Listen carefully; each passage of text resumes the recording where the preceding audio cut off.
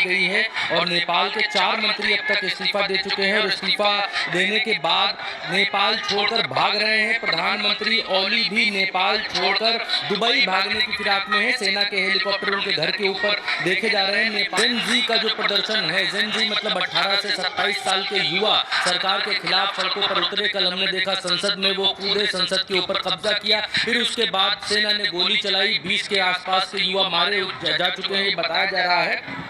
और महिमा जी, ये संख्या हमारी वहाँ के पत्रकारों से बातचीत हो रही है, ये संख्या 40 से 45 के आसपास मारे जाने वाले लोगों की संख्या हो सकती है। ये प्रदर्शन कल रोका जा सकता था, लेकिन कल जब सेना ने गोली चलाई तो सेना की गोली से लोग मारे गए और इसके बाद ये प्रदर्शन आज और उग्र हो चुका है। ये प्रदर्शन अब जेन जी का प्रदर्शन नहीं रहा है, ये प्रदर्शन नेपाल की सत्ता को जड़ से उखाड़ कर फेंकने का प्रदर्शन बन गया है। और इसीलिए आज नेपाल के भीतर राष्ट्रपति के घर में आग लगा दी गई है। पीएम ओली उनके घर में आग लगा दी गई है। 4 मंत्रियों के इस्तीफे हो चुके हैं। पूर्व प्रधानमंत्री पुष्प कमल दहल प्रचंड, शेर बहादुर देउरबा, कल गृह मंत्री के पद से इस्तीफा देने वाले रमेश और संचार मंत्री पृथ्वी सुब्बा गुरंग के घर जो है आगजनी की गई है। इतने लोगों के घर आगजनी की गई है। 4 मंत्रियों ने अब तक इस्तीफा दिया है, जिसमें एक गृह मंत्री हैं लेखक साहब रमेश लेखक, और कृषि मंत्री हैं रामनाथ अधिकारी, और स्वास्थ्य मंत्री प्रदीप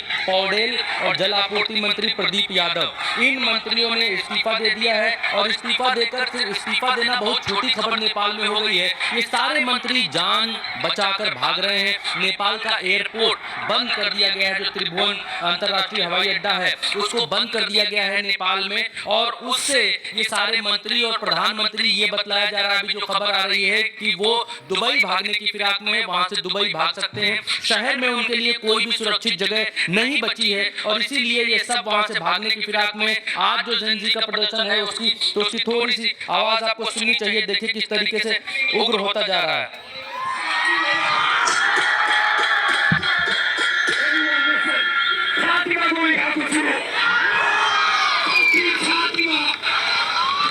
पहले छाती पर गोली मारो।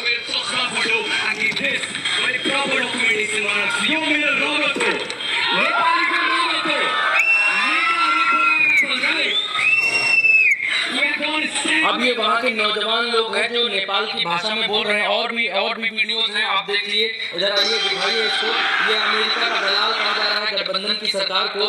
ये जो सरकार है नेपाल के भीतर की सरकार चल रही है, ये ओली सरकार जो चल रही है लेफ्ट और नेपाली कांग्रेस के गठबंधन से चल रही है। इन दोनों के बीच में गठबंधन हुआ था कि भाई 1.5 साल हम सरकार चलाएंगे, 1.5 साल आप सरकार चलाइए, और 1.5 साल की सरकार चलाने का ये कॉन्ट्रैक्ट था। लेकिन ओली जब तक प्रधानमंत्री थे, ओली के प्रधानमंत्री रहते हुए ही ये सारा कुछ हो गया है। ये वो संसद है जिसके ऊपर यहाँ के लोगों ने कब्जा कर लिया है। नेपाल के लोगों ने यहाँ की संसद के ऊपर कब्जा कर लिया है। ये अस्पताल है जहाँ पर जितने लोग मारे गए हैं, घायल हैं, सब अपना इलाज कराने के लिए इस अस्पताल में पड़े हुए हैं। नेपाल के बहुत सारे अस्पताल फुल बताए जा रहे हैं। काठमांडू के सारे अस्पताल फुल है वहां पर। ये देखिए प्रदर्शन हो रहा है, किस तरीके से प्रदर्शन चल रहा है। जेन जी का ये प्रदर्शन है और आज प्रदर्शन और ज्यादा उग्र हो चुका है। बच्चे सड़कों पर हैं, इनको बच्चे कहें तो ज्यादा ठीक होगा। 18 साल से 26 साल की आयु के ये जो बच्चे हैं ये सब सड़कों पर हैं। कल की जैसी ही तस्वीर आज भी यहाँ पर बनती हुई दिखाई दे रही है। आज ये प्रदर्शन हिंसक हो चुका है। महिमा जी, आज इस प्रदर्शन ने हिंसा का रूप ले लिया है। एक चीज और दिखाना चाहूंगा आपको, जल्दी से मैं इसको बंद करके एक चीज और दिखाना चाहता हूँ। ये है वो सबसे बड़ी तस्वीर। ये तस्वीर देखिए, प्रधानमंत्री और राष्ट्रपति के घर में देखिए किस तरीके से आग लगाई जा रही है, उनके घरों को फूंका जा रहा है। ये देखिए वहाँ नोट्स हवा में, जो पैसे हैं वो हवा में उड़ रहे हैं। अब ये कौन उड़ा रहा है भगवान जाने, कौन ये पैसे हवा में उड़ा रहा है। लेकिन प्रधानमंत्री, राष्ट्रपति और जितने मंत्री हैं, इन मंत्रियों के घरों को लोग आग लगा रहे हैं, आग के हवाले कर रहे हैं। और मंत्रियों के घर देखिए धूं कर जल रहे हैं, पीछे से धुआं निकलता हुआ घरों के भीतर से दिखाई दे रहा है। और गोलियों की आवाजें भी यहाँ पर साफ तौर पर सुनी जा सकती हैं। और कुछ लोग जमीन से देखिए ये नोट उड़ा रहे हैं, जमीन से नोट उड़ा रहे हैं और खुशी मना रहे हैं कि उन्होंने इस इस सरकार को, इस गठबंधन सरकार को नेपाली कांग्रेस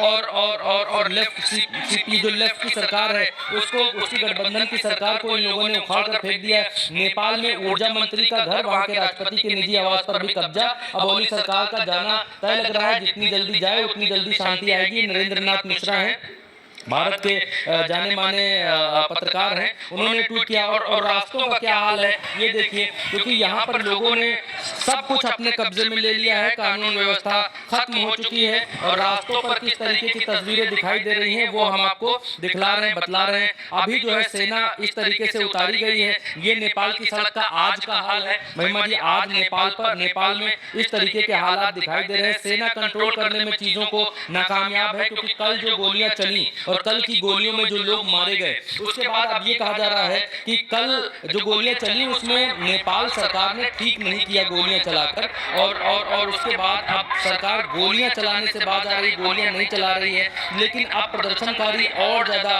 उग्र हो चुके हैं और प्रदर्शनकारी अब इस सरकार को उखाड़ फेंकने की लड़ाई पर आ गए हैं। अभी तक ये लड़ाई सिर्फ इस बात की थी कि नेपाल सरकार ने क्यों व्हाट्सएप, ट्विटर, फेसबुक जैसे सोशल मीडिया ऐप्स बंद किए, क्यों बंद किए। जब सरकार भ्रष्टाचार कर रही है और लोग इन पर लिख रहे हैं तो सरकार को बर्दाश्त नहीं हुआ और सरकार ने इन ऐप्स को, इन साइट्स को अपने देश में बंद कर दिया। नेपाल सरकार बहुत हद तक चीन से इन्फ्लुएंस है।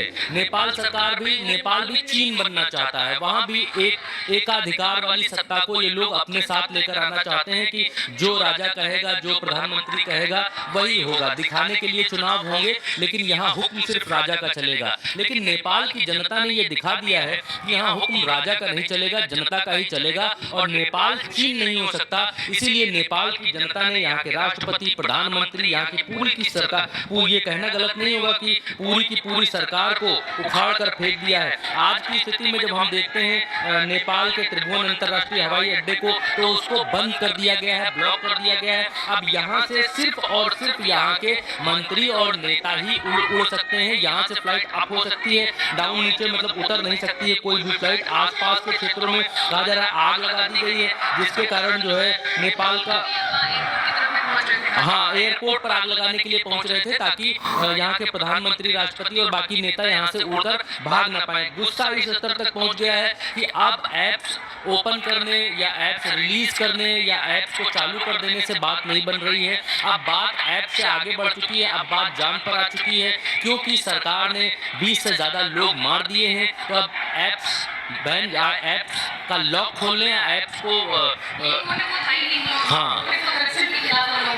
करप्शन के खिलाफ आवाज थी। देखिए महिमा जी, स्टेप्स में थी, लोग करप्शन के खिलाफ आवाज उठा रहे थे।